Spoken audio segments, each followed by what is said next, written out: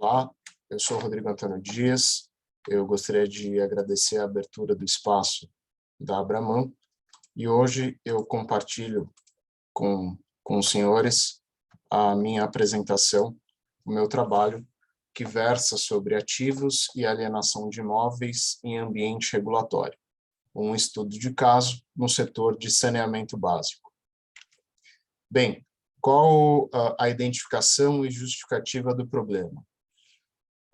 A identificação do problema é estudar quais são os aspectos que influenciam a remuneração regulatória e qual é o efeito, do ponto de vista de eficiência econômico-operacional, da alienação de imóveis sem uso administrativo operacional. Qual a justificativa para a escolha deste problema?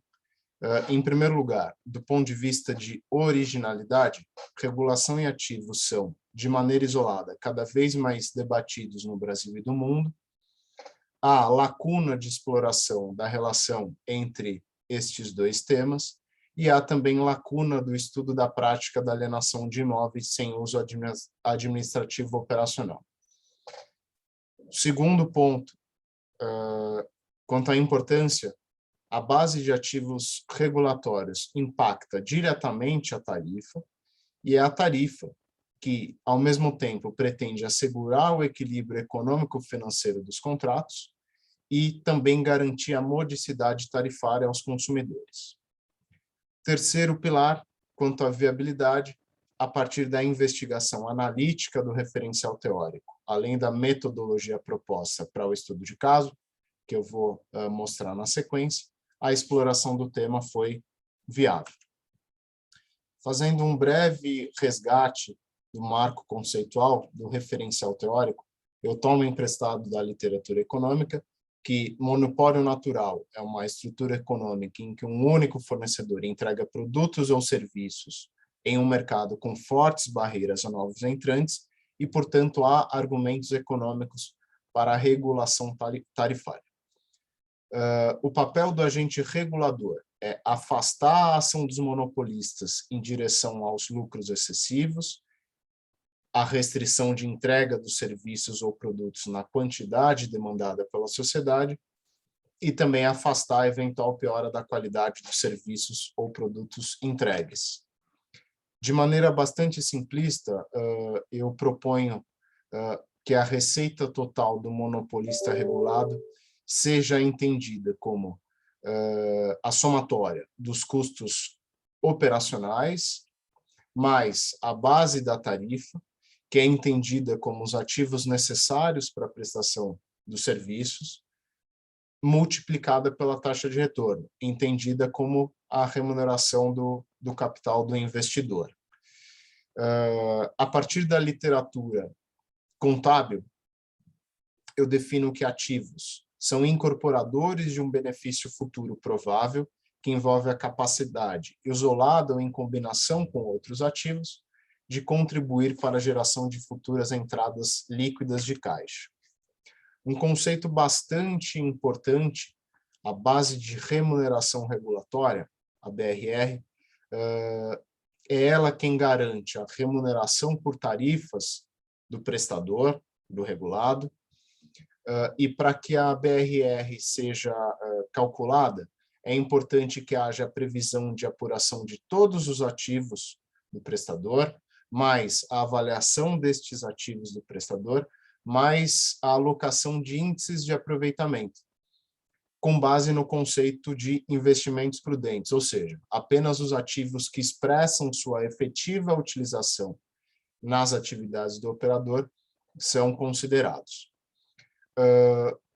Algumas metodologias de avaliação de ativos regulatórios, apenas algumas, eu trago para os senhores. Em primeiro lugar, não há um método que seja inerentemente justo, depende muito, né, de cada situação, depende do regulado, depende do regulador, e algumas tipologias que eu trago são custo histórico corrigido, custo de reposição corrigido e versões híbridas. Gestão de ativos, né, a partir da literatura de engenharia. é entendido como atividades sistemáticas e coordenadas que visam a gestão ótima dos ativos ao longo do seu ciclo de vida. E aí 3 pilares são importantes: desempenho, riscos e custos destes ativos. De maneira adaptada, eu trago do Coelho o ciclo de vida dos ativos, né? Estratégia dos ativos, planejamento, avaliação, criação, operação, manutenção, modificação e desmobilização, alienação, que é o que eu passo a tratar a partir daqui. Alienação, a partir do direito administrativo, é entendida como a transferência, com ou sem remuneração, da propriedade de bens da administração, desde que protegido o interesse público e atendidas as formalidades previstas em legislação. As modalidades de alienação são venda, doação, dação em pagamento, troca ou permuta, investidura e retrocessão. A partir daqui, eu faço um estudo de caso. A Companhia de Saneamento Básico do Estado de São Paulo, na condição de regulado, de prestador de serviços. A estrutura societária da Sabesp, bem, é uma sociedade de economia mista, por ações e parte integrante da administração indireta do Estado de São Paulo. Seu capital está distribuído da seguinte maneira: o governo do Estado de São Paulo detém 50,3% das ações e as demais ações são negociadas na B3 e também na Bolsa de Valores de Nova York. A Sabesp responde pela prestação de serviços de saneamento básico com vistas à sua universalização no Estado de São Paulo, responde pelo fornecimento de água potável, coleta e tratamento de esgotos em mais de 370 municípios do Estado de São Paulo e atende cerca de 28 milhões de pessoas com abastecimento de água e mais de 24 milhões de pessoas com coleta de esgotos. A Agência Reguladora de Saneamento e Energia do Estado de São Paulo, a Arcesp, na condição de agente regulador, a estrutura da Arcesp é a seguinte: é uma autarquia de regime especial vinculada à Secretaria de Governo do Estado de São Paulo, que detém autonomia financeira, orçamentária, funcional e administrativa. A Arcesp responde pela regulação, controle e fiscalização dos serviços de saneamento básico, entre outros. Ela responde pelo cumprimento das diretrizes da legislação nacional e estadual. Ela fixa tarifas e outras formas de contraprestação dos serviços, e especificamente no setor de saneamento básico, a Arcesp regula e fiscaliza os serviços de abastecimento de água e esgotamento sanitário em 348 municípios do estado de São Paulo, dos quais 343 são operados pela Sabesp. A classificação dos ativos da Sabesp se dá de três maneiras. Quanto ao vínculo, ativos vinculados são utilizados pela Sabesp e necessários à prestação dos serviços de saneamento básico. Quanto à reversibilidade, os ativos reversíveis são vinculados à prestação dos serviços e, por força dos princípios da continuidade, regularidade e atualidade, revertem ao poder concedente para que a prestação não sofra descontinuidade. E quanto à elegibilidade, ativos elegíveis são vinculados à concessão de serviço público de saneamento básico e utilizado nos serviços de abastecimento de água ou esgotamento sanitário. Esses ativos, os elegíveis, são contemplados na base de remuneração regulatória, a BRR. Bem, alienação de ativos imóveis da Sabesp. Bens públicos. Embora a Sabesp tenha natureza mista, os bens públicos, os bens para prestação de serviço público de saneamento básico, quando isso é afetos à prestação de serviço, têm natureza pública. E para a realização da alienação de ativos imóveis da Sabesp, é importante que a companhia siga um arcabouço jurídico normativo, qual seja Constituição Federal de 88, a Lei Federal 8666 de 93, a Lei Federal 13303 de 2016, o Estatuto Social da Sabesp, o Regulamento Interno de Licitação e Contratação da Sabesp, a Deliberação Arcesp 31 de 2008, a Deliberação Arcesp 1116 de 2021, e ambas tangenciam ou aprofundam a temática de alienação de ativos, e, por fim, o decreto 61163 de 2015 do Sistema de Gestão do Patrimônio Imobiliário do Estado de São Paulo. Especificamente quanto à Constituição Federal de 88, a Sabesp atende os princípios da legalidade, impessoalidade, moralidade, publicidade e eficiência, que regem a administração pública direta e indireta. Eu trago como proposta um processo técnico-administrativo bastante simples, né, necessário para formalização e especificação da alienação de imóveis. É uma proposta de um macroprocesso exclusivo para a modalidade de venda, né, que é aquela que exige licitação pública. A gente tem a instrução operacional, quando a companhia define um determinado ativo para alienação. Depois a gente tem a análise jurídico-patrimonial e as aprovações ou ciências externas. Na sequência, a gente tem as aprovações internas da companhia. Em seguida, nós temos a realização da licitação pública.